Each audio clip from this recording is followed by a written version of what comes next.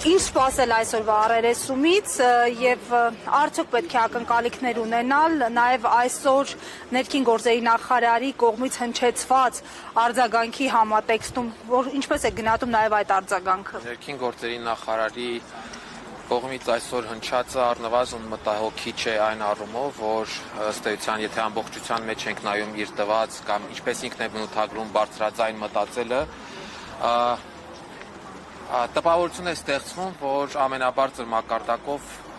հովանավորչության հետ գործ ունենք, այսինքն իհարկե անընդհատ հողում էր արվում, որ քննությունը պետք է պարզի, այո, մենք հենց դա էլ ասում ենք, որ քննությունը պետք է պարզի եւ այդ համատեքստում թույլ տվեք ես էլ բարձրաձայն մտածեմ։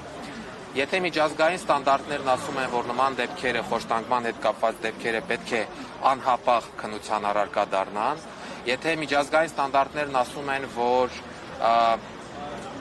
անձինք, ովքեր որ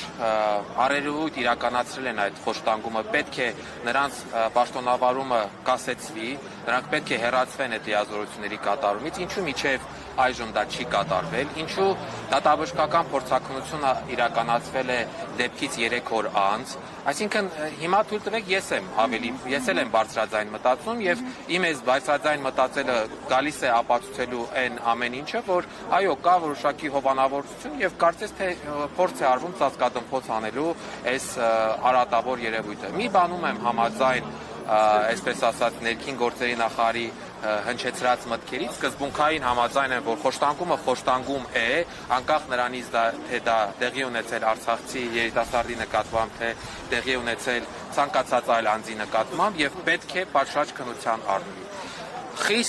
Նորից եմ կրկնում, խիստ մտահոգիչ է, եթե համակարգի ղեկավարը նման որակում է տալիս կամ փորձում է նման հայտարարություններով ինչ-որ առումով, այսպես ասած, արդարացնել այդ արատավոր երևույթը։ Պարոն Ստեփանյան, ինչ կտա ներողություն ձեր հարցի մյուս մասը, ինչ կտա այսօրվա առերեսումը,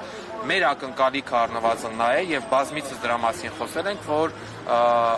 պետք է